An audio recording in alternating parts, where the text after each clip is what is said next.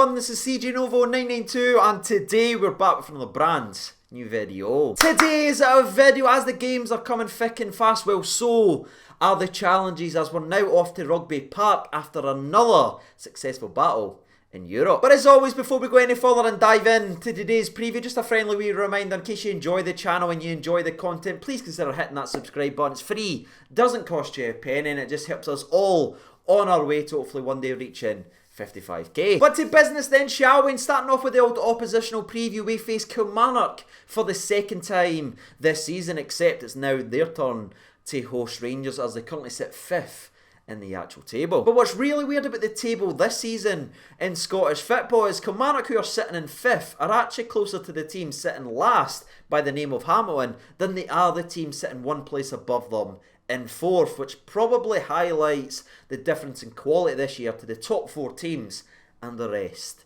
of the league. Now, I know there's some stuff going on between Kilmarnock and the SFA and cup football and all that malarkey, but truly I have absolutely no sympathy for them. They made their bed when they bent over and protected the SFA. Now they're getting taken for a ride and want to complain.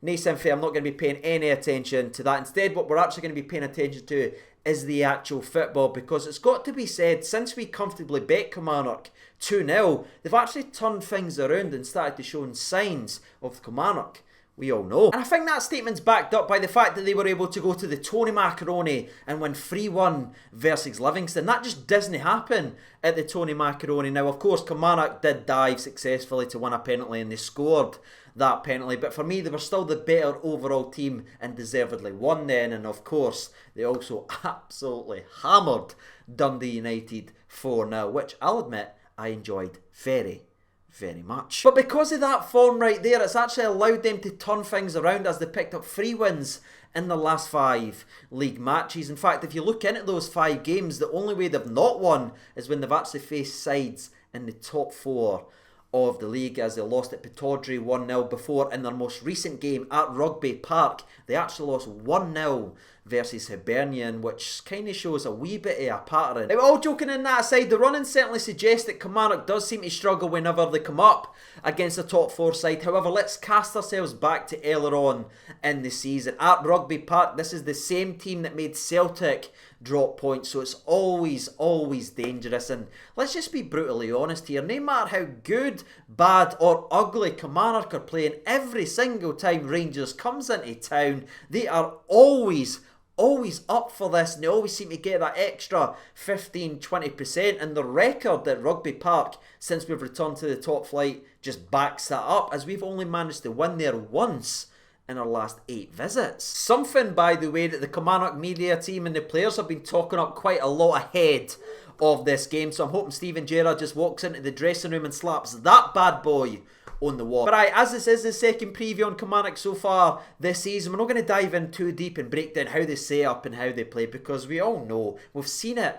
with our very own eyes, especially on that surface and especially under Dyer. We know it's going to be the 9-10 men defence of Kilmarnock from the first whistle to the last, because they're no interest in going out there and winning a game. Their only interest is making sure they didn't lose it, and that's what we call a classic case of the grey hair turners right here on this channel. So with that being said, that is the oppositional preview wrapped up right frickin' there. For me, if I'm just being brutally honest, this is the toughest game of the season at Rugby Park, especially after another hard-fought victory in European football. That just gets ramped up even higher. But we showed last week we can go out there and beat a team after playing in European football that's just going to sit defensive and sit with a low block. In Namora, we've got another perfect opportunity to go out there and show we can do it again. And that right there actually gives me the perfect transition in to the Rangers side of today's video, because I truly look at the game Namora as another chance to right the wrongs of previous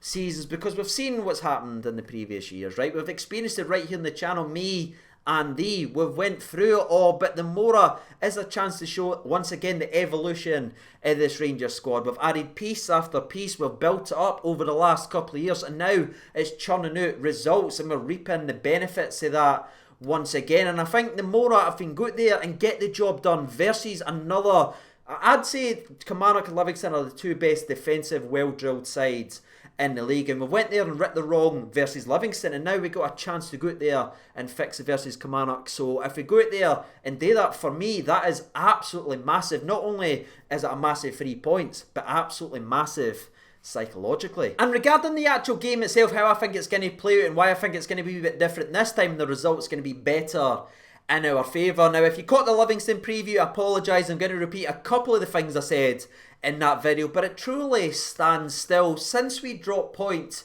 at Livingston, we've stopped faffing it about and playing in front of these teams, in front of with their packed defences and just passing it from left to right. We have become a much more direct attacking threat, and I'd say right now we are a much more attacking, better side than we were when we comfortably beat Kilmarnock 2-0 at Ibrox, because even in that game we were still passing about all nonchalantly in the middle of the park. That's no us anymore. We have that unpredictability in going forward, and Livingston's low block just couldn't handle it because we were coming from so many different ways, and I think that unpredictability is why we are not getting stopped so far this season, why teams aren't being able to quote-unquote figure us out, because you can't figure out this Rangers team this year because there's so many different ways we can actually go after teams, and I think that's going to be on show tomorrow. And if we are going to get to the result that we all want to actually get to, it's going to be from that unpredictability, it's going to be from a long ball, and I think it's going to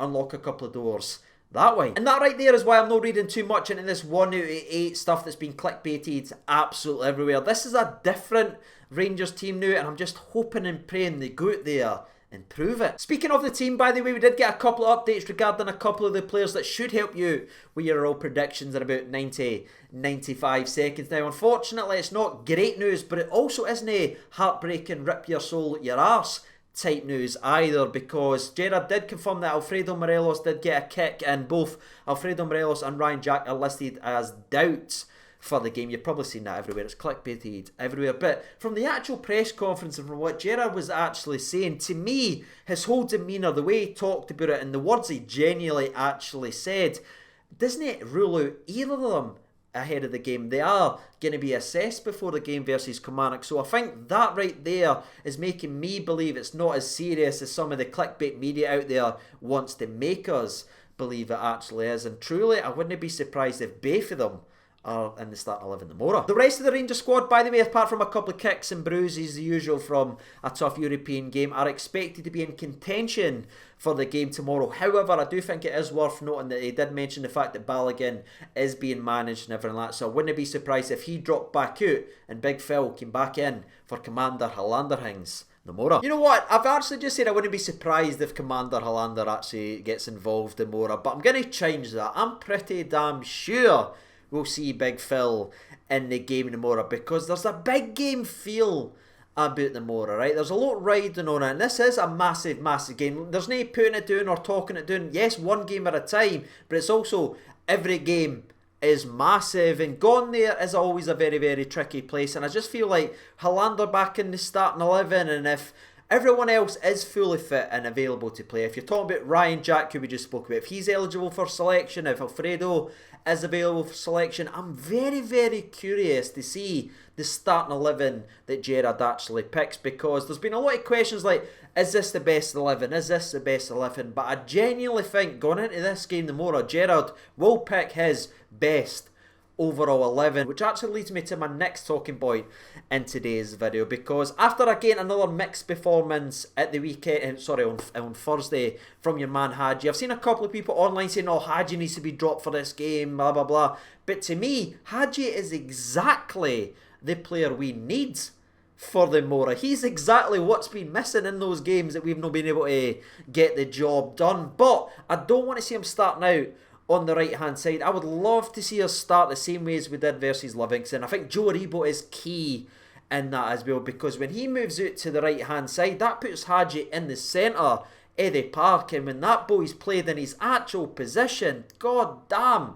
is he beautiful to watch. He already leads the leagues in assists and everything like that. He's already doing his job, but centrally I feel like he could really pick holes, and as we've got that long ball from Connor Golton, he could live and die and feed in balls in behind that packed defence. So I just wanted to address that, because I'm seeing a lot of people online talking about, oh, Hadji needs to be dropped. For me, Hadji will and hopefully will be, will and hopefully will be, I don't know what I'm trying to say. Hadji will hopefully be the game changer in this match, because I just feel like every time he gets the ball, there is that excitement, which is probably his own downfall, because when it doesn't work, we're all like, because we know he's capable of it. What about you guys? Do you think Hadji will be involved in the game tomorrow, or do you think you'll maybe just go with the 4-3-3 again with Jack, Kamara, Arfield in the middle, and Aribo on the right, Kenty on the left, and Alfredo up top? What would you want to see in the actual game tomorrow? And as those wee line of questions are probably alluding to, it is almost time for the old prediction ons, but there is one last little player to give you an update on, and that's of course our only injured official player at the club, and that is Big Katic. But that's it, ladies and gentlemen. That is the oppositional preview. That is my overall thoughts on the Rangers team and who I would like to see selected for the game tomorrow. And that is the latest Rangers team news as well. Now, all that's left is for me and thee to shuffle the coconuts on the table, because it's time to try and predict a difficult game tomorrow. Well, you guys are hopefully getting involved down there in the comment section below with a couple of questions asked and that prediction for the game. I'll try and give you mine very briefly. I'm actually going to go with still a grey hair turner. I still think it's going to be a very frustrating game, but I am going to go with Rangers 2, Kilmarnock 0. That's right, I've gone for another 2-0, but listen, that's truly what I believe. I think your man Ryan Kent's going to get a goal. I think he's due a goal, and my other goal scorer are going to be none other than Alfredo Morelos. If he's not selected, I will go with your man Joe Aribo. And that's it, ladies and gentlemen, boys and girls. That is the video wrapped up in a neat little bow. All that's left from me today is thank you so much for taking that wee bit of the time out your day to get involved in the channel. It genuinely means so much to me to be able to sit here and do this and go through the comments and talk to you. So I greatly appreciate you taking that time of the day, and thank you so much for watching. I'll see you in the next video. Take care of yourselves, all the best, and bye bye.